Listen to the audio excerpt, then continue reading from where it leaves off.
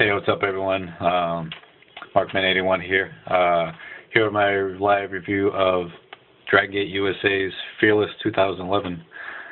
And before I get into that, I'm just going to show some DVDs that I got. We're getting FIP videos out to everyone, and I got Redefined, which had Roderick Strong versus Eric Stevens for the FIP title, which I'm looking very excited for because, these guys, they used to always beat the crap out of each other when they wrestled. I'm sure the rest of the card will be decent too, but that's the one match I'm looking forward to.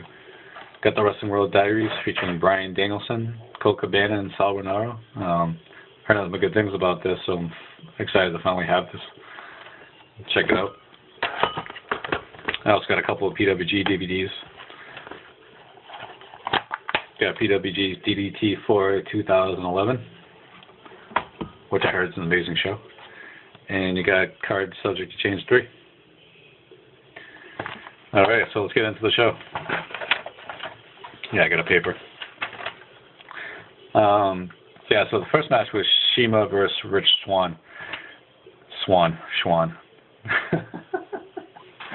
I got my buddy Sean behind me. I don't know if you can see him. Yeah, there you go. There he is. He was supposed to go to the show, but he bitched out, so fuck him. We had Shima versus Rich Swann, and this was a really fun match. Good opener. It was good to see Shima, even though he's kind of heel nowadays, which is I'm not too into, but it is what it is. Although there was one part that was kind of funny when he just randomly stopped, looked at the crowd, and said, "I don't like Boston."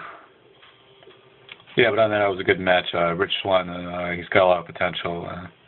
Good little guy, I guess. Next match we had six-way. We had AR Fox versus Scott Reed versus Tony Ness versus Brody Lee versus Eric Cannon versus Alex Colon. This is my first time seeing AR Fox. I've heard a little bit about him. Noticed he was wrestling in sweatpants. Yeah, sweatpants. How fucking gutty can you get? Anyways, that was a really good match. A lot of that action kept spilling out in front of us, which I saw the show with the Boston Brothers, by the way, Adam and Ryan. We sat second row, and I actually ended up with Billy Pazis because he couldn't make the show. He ended up being on call at his job, so that worked out because I originally had general admission seat. Yeah, it was a pretty fun match. I'll give Gabe credit. He usually does a pretty good job with these multi-man matches in this way, so not too much to complain about. Next, we had Ricochet taking on Susumu Yokosuka. And I've been wanting to see him Ricochet wrestle live because I've seen this match against El Generico, and that was amazing. This match was definitely on that level, but him and Yokosuka worked really well together. And kind of noticed Ricochet's kind of heel here. I don't get it because he definitely should be a babyface, but whatever.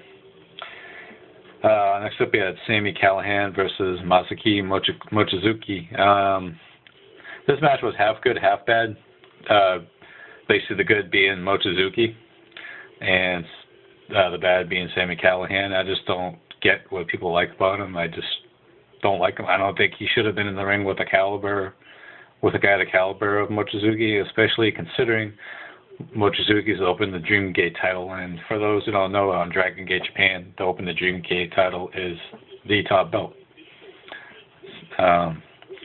But on the plus side, Mochizuki just kicked the shit out of him. I couldn't even tell you how many times he kicked him. And just stiff kicks. This is what Mochizuki usually does. So I had that going for it, and I'm cool with that. And after this match, there was a big brawl. Eric Cannon came out, and they were originally showing good sportsmanship at the end, but yeah, that pretty much went downhill. The Job Squad from the pre-show came out to try to pull it apart, but it was a mess. But it was a good mess. Just a lot of hate there. And it was they put it across very well. Then we had intermission. After intermission, Lenny Leonard came out, brought out John Davis of the Fight Club, which he's basically talking about a short time in DGUSA. and he was talking about problems that he had backstage with DUF, Eric Cannon, and Sami Callihan. So he brought them up, and then Picky Sanchez came out and basically wanted to join, and basically he got the answer of getting spit on. And so he ended up having to wrestle John Davis, and Eric Cannon and Sami Callihan watched from right outside of the ring. They're sitting right near us.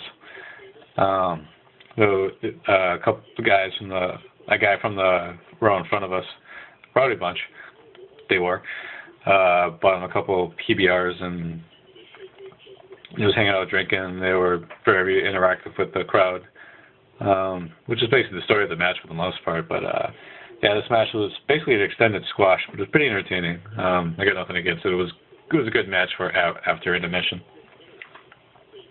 And then next up we had what I thought was match of the night. Johnny Gargano versus Austin Aries. Austin Aries basically came out, cut a promo on Ronin, on Team Ronin, and basically was saying they're just, they're a bunch of punks and they don't deserve to be in the ring with guys the caliber of Austin Aries and others.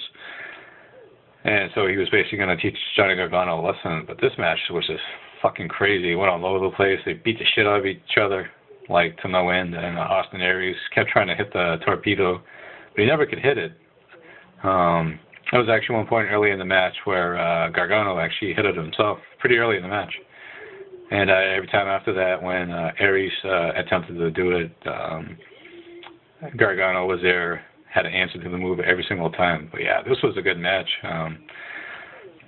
My only complaint was I thought it was a lot longer than it should have been. I mean, it wasn't a title match, it wasn't a main event match, and it went on at least a half hour, which I thought was a little unnecessary. But other than that, this match was just great. And so next up we had the main event. We had Pac and Yoshino taking on Yamato and Akira Tozawa.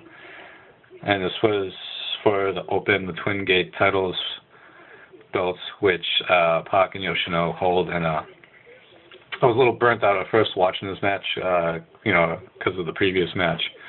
But once I got going, I got really into it. There was a lot of good stuff here. It was great to see Pac live.